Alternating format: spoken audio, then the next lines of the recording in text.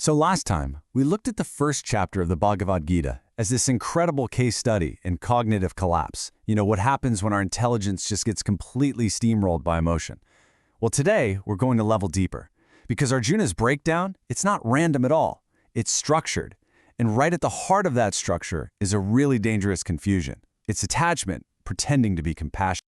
And this gets us right to the central puzzle of this whole chapter. You have this great warrior, a guy who knows his duty inside and out, and he just completely falls apart. But it's how he falls apart that's so telling. Because if you just listen to his words, he sounds unbelievably virtuous, right? Almost like a saint. And that's the hook. Arjuna's arguments sound so morally elevated, even though they're coming from a place of total confusion. So how on earth does that happen? Okay, first up, let's just look at what Arjuna is actually saying. What are the arguments he's making for why he suddenly can't fight? Think about what he's worried about here. He isn't saying, I'm scared or I just don't want to do this. No. He's talking about the destruction of families, the total collapse of society, the loss of tradition, and widespread corruption. I mean, on the surface, these sound like really noble concerns. Who wouldn't be worried about all that? But here's the thing. The key to figuring out what's really going on with Arjuna isn't in what he's saying, it's in when he says it. The timing? Well, the timing is everything. This is the one question you have to ask yourself. If these are his deeply held moral principles, why are they only showing up right now, at this exact moment, on the edge of the battlefield? Why not weeks ago, or even years ago? And this just lays it all out so clearly. Arjuna spent his entire life training for this exact role. He knew what was coming, and he willingly accepted his duty. He even shows up in the battlefield totally ready to fight. It's only at that last possible second, when he lays eyes on his own family, his relatives, his teachers, and the opposing army, that this supposed compassion gets triggered. See, it's a reaction, not a principle. So this brings us right to the heart of the lesson. We have to draw a really clear line between two very different things. Attachment, which is what's really driving him, and true compassion, which is what he thinks he's feeling. The core mistake here is what you could call a misplaced identification. His real issue isn't a sudden moral stance against violence. It's that he's suddenly totally confused his objective role as a warrior with his very personal, subjective feelings as a nephew, a student, and a cousin. It's like he has two ways of seeing. The objective view sees a situation, a role, and a responsibility. But the view from attachment, it just sees my teacher, my relative, my people. His whole perspective has just collapsed from the universal down to the intensely personal. And that is the absolute difference. Attachment is reactive. It's totally selective. It only kicks in for my people, and because of that, it's incredibly unstable. But real compassion, that's stable. It's universal. It applies to everyone, not just your friends. And it's proactive, not just a knee-jerk reaction to a personal trigger. And right here, in its very first chapter, the Gita is teaching us this profound psychological truth. The moment your emotion becomes selective, caring only about your group, your family, your side, your entire sense of morality gets twisted and becomes completely unreliable.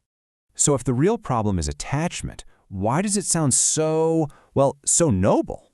Because attachment is sneaky. It doesn't show up and announce itself. It puts on a disguise, using the language of high-minded reasoning.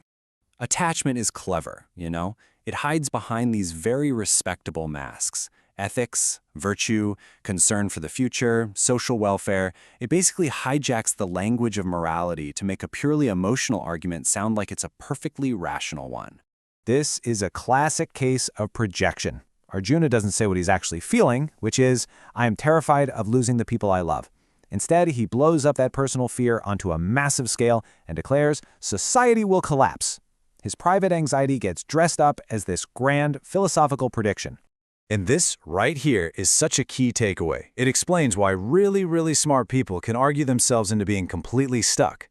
Their intelligence becomes a weapon used by their own emotional attachments, building this elaborate, logical-sounding prison that just justifies doing nothing at all.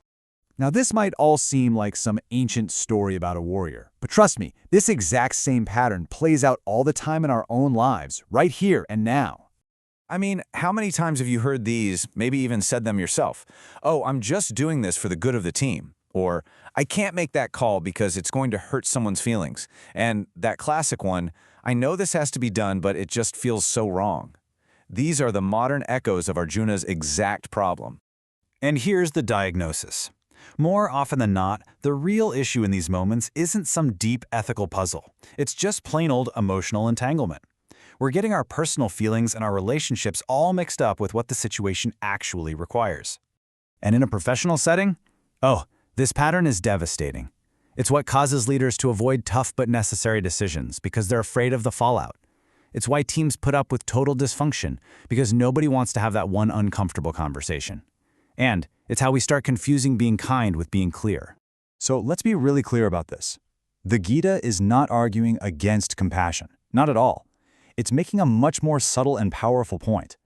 It's arguing against confused compassion, the kind that gets hijacked by personal, selective attachment. The goal isn't to get rid of compassion, it's to purify it. And that's really the critical truth that this whole analysis has been building up to. It's a powerful reminder that just because an argument uses the language of morality doesn't mean it comes from a place of clarity. Sometimes it comes straight from fear, from anxiety, and from attachment.